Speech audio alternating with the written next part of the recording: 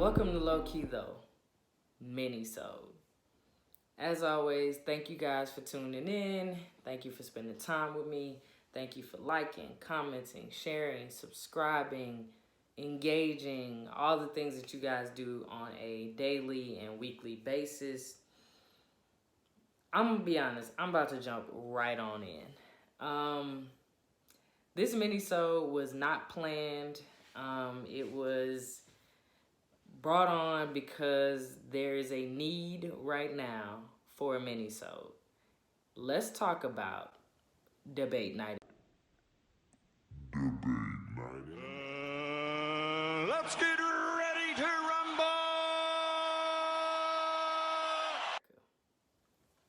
Before we talk about that, I always have to bring a beverage of choice. And for this episode, it's a shot. Bottoms up.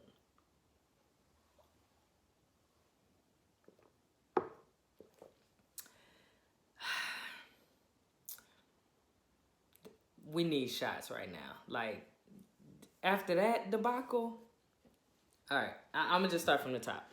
So, if you ask me, Kiki, what did you do last night or Tuesday, September 29th? Like, what did you do that night? And I told you I watched two old, grumpy white men argue for an hour and a half. You would be looking at me like I'm crazy. But if I told you I watched the presidential debate, you'd be like, okay, sophisticated. I'll feel you. But what if I told you they were one and the same? So, it's only one way to describe that debate. And pardon my French, but it was a complete and utter shit show. There is literally no other way to describe it. It was a Charlie Foxtrot. It was the worst debate I have ever seen in my life. And I want to talk about it. I'm going to talk to you guys, and you'll see me referencing my notes because I literally have things written down because I didn't want to get in front of the camera or on the podcast and just start rambling because that is what I could do. I literally, for 90 minutes, could ramble just like they did last night.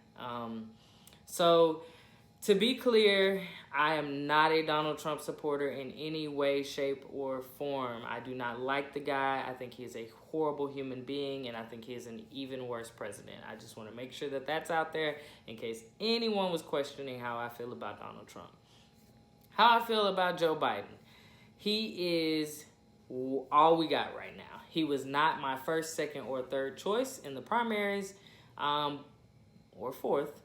But he is our presidential candidate. And by our, I mean liberal-leaning individuals. I don't consider myself a Democrat or a Republican. I consider myself more of an independent, a liberal independent, if there's such a thing. But I vote my conscience and I vote the things that are important to me, and those things tend to be a bit more liberal.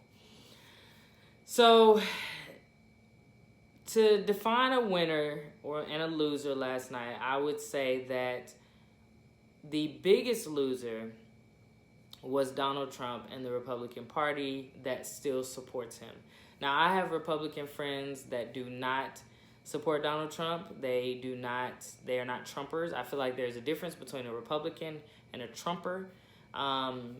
And so I have friends that are Republicans, but they're not Trumpers. And they do not support Donald Trump, and they too feel like he lost and the Republican Party lost last night. However, I don't think that the Democrats were complete winners last night either, or those who support Joe Biden. I think America lost last night. I don't think there was a winner. I'll tell you who the winner was. Roughly 65 million people tuned in. Ratings weren't that great in the grand scheme of things when you think about there's 300 million people in our country. But the TV stations are the winners because they got us to tune in to see two old white men fight for 90 minutes.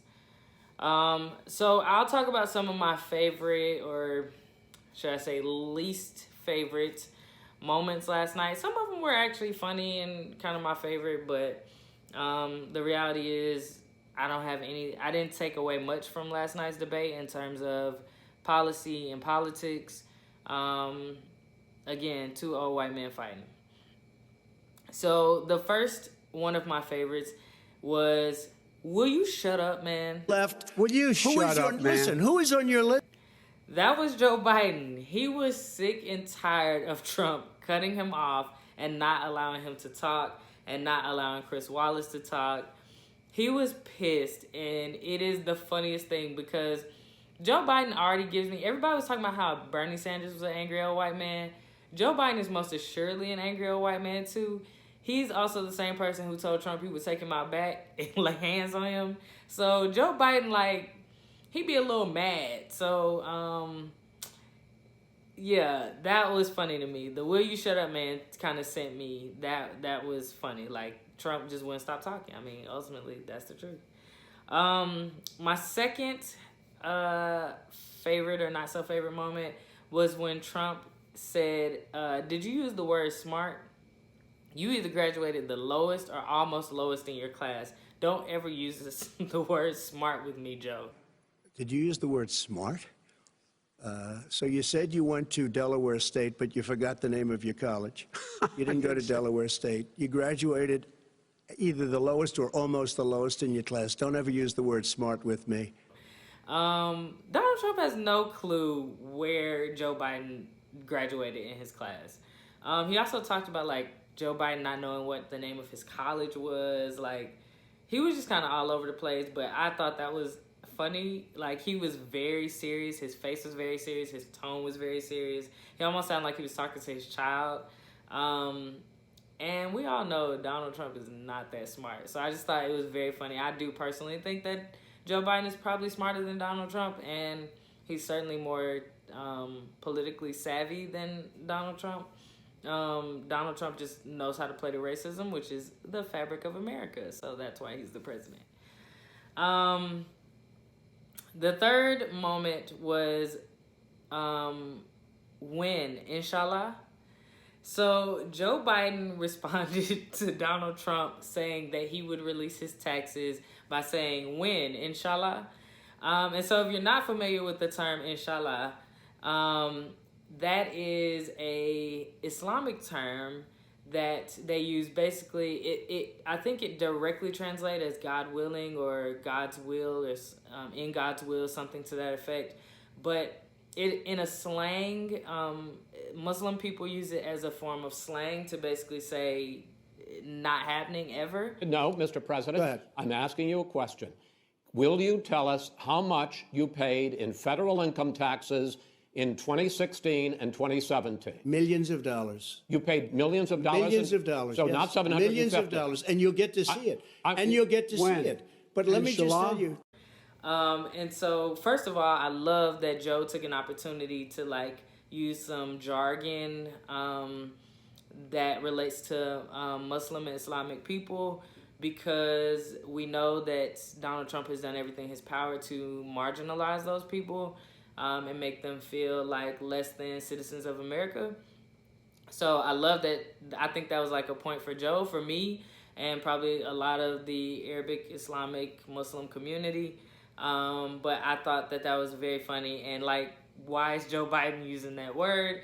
Not that he can't, but I didn't expect it, and I'm pretty sure most people didn't expect it. I don't even know if everyone caught it, but I just thought that was very entertaining, and I thought it was kind of dope, too. Like, it's almost like if Joe Biden would have used, like, some type of slang word, like, low-key, though, or something to that effect. And the most devastating moment, probably, of the entire night was the quote, "Proud Boys, stand back and stand by." So Trump was asked if he would condemn white supremacy, and he said, "Sure. who do you want me to condemn? What group would you like me to condemn? And then he said, our Proud Boys, stand back and stand by. And I thought that was alarming, for one. Like, my eyes got this big. And I was thinking to myself, like, did he just, like, kind of dog whistle almost? Like, of course he did. He's Donald Trump. So yeah, it was that was a little bit scary to me, because as the president of the United States, you're basically telling if you're not familiar with who the Proud Boys are, they are a self-proclaimed alt-right. They don't call themselves racist. They don't call themselves a hate group or anything like that. But that's exactly what they are. They have on more than one occasion been filmed being violent towards people, protesters, things like that. So they are not the best group of people in the world, and yet Donald Trump basically shouted them out. And they said that there was like an uprising on social media of the Proud Boys, saying that, you know, they appreciated the shout out and that they were standing by. That's the part that they were clinging on to. And so I think that that's alarming.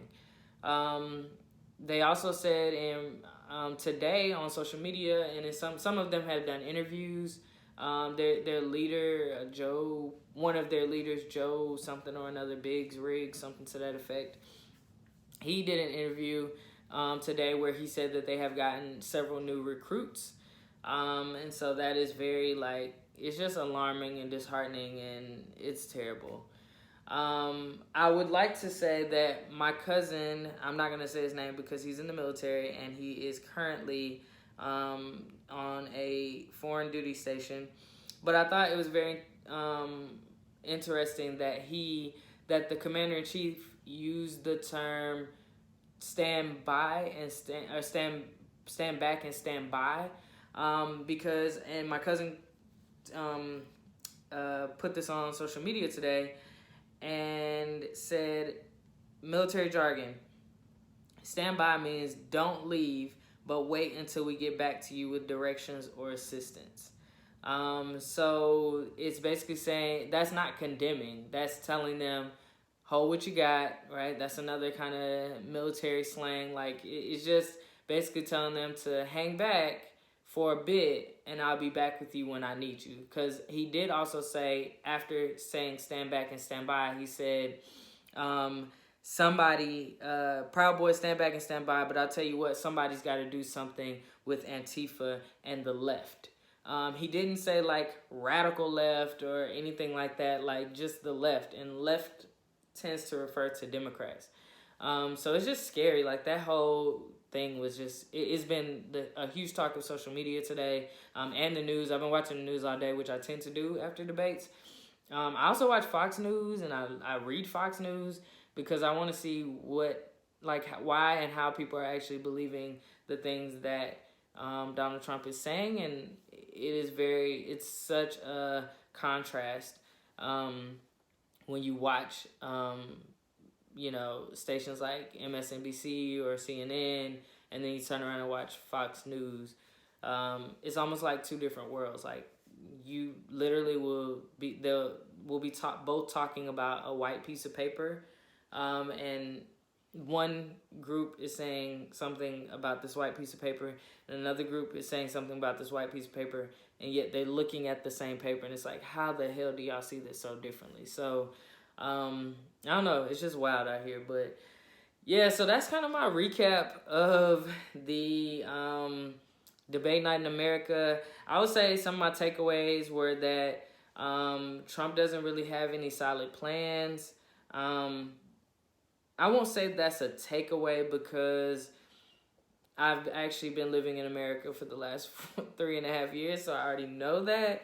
But just to hear, like, him be asked questions and the way he just dances around things. And I was watching it, and Willie and I were laying in bed watching it, and she was like, if you weren't actually listening to the words he's saying, you would probably believe him, because he can go on and on and on about nothing. So it's literally like he's just talking and talking and talking for like 5 minutes, and he wasn't saying anything of substance. So it's just interesting. But, Trump doesn't have any plans. And he's got to condemn white supremacy. He has to be very fervent. He has to be very specific about it in order to, I think, keep some of the voters that he had in the past. A lot of people have gone through an awakening where they're feeling very different about racism in America. And he's got to address that, and he's got to address it fast, or I think he's going to lose some of his, not the core base, because they are who they are, but some of those people who vote Republican just because that's just what they do and those are the ideals that they agree with, but they don't necessarily love Trump, so it wouldn't hurt them to vote for someone more moderate like Joe Biden. For Biden, he's got to answer about packing the court. That's important to a lot of people. Whether you want him to pack the court or you don't, you want to know what his thoughts are and what he's thinking. And I think he's got to answer that question. He's got to be honest about that at some point in the next couple of debates or before election day. And Kamala Harris was on CNN after the debate last night, and she also wouldn't answer the question. So it's leaving people with some bad taste in their mouth or some confusion. And it's never good going into an election confused, because sometimes you just vote for what you already know. And that's important to people. They want to know whether he's going to add some additional seats to the Supreme Court or not, or if he's going to try to go that route. They want to know, and I want to know. I'm a voter, and I do want to know. It's not going to keep me from voting for Joe Biden or voting against Donald Trump, however you want to look at it. But I do want to know. I want to know what his thoughts are on that. So I just wanted to drop a Minisode. Just to kind of recap debate night in America. I was embarrassed, like, dang, the whole world can see this, y'all. Pull your skirts down. But, I mean, this is where we are as a country, unfortunately. I do want to say this episode has dropped, or is dropping. If you're listening to it, it's already dropped. But there's a contest going on until Sunday, the 4th of October, on the Low Key Though page. DM me the answer to the following 3 questions, and you'll be entered into a drawing for a t-shirt and a Walmart or Target gift card, your choice. The 3 questions are: what HBCUs have been spotlighted on Low Key Though so far? What does my therapist ask me in every session? And what was my beverage on episode 3? So if you can answer those 3 questions, then DM me the answers and you'll be entered into the contest. Got a couple people already DM me those answers, and so they have an opportunity to win that t-shirt or that and that gift card. Is a twofer. So yeah, hit me up, DM me, let me know the answer. Also, don't forget, you can ask Kiki, send in any questions you might have, and of course follow me. Like, share, comment, subscribe. Also on all social media, Low Key Though, except for Instagram, Low Key Though Podcast. Yeah, I think I've done everything I'm supposed to do before I get off. Oh, shout out to my producer and the Meetup Media Group. They should be popping up right now. So that you can, if you need some media content, whatever, she will take care of you. So I was trying to keep this under 20 minutes. I'm at 18 minutes and some change. So I'm going to wrap it up right now. Have a great night, y'all. Stay safe. Of course, as always, take care of your family. Take care of yourself. Love on your family, but most importantly, love on yourself. Peace.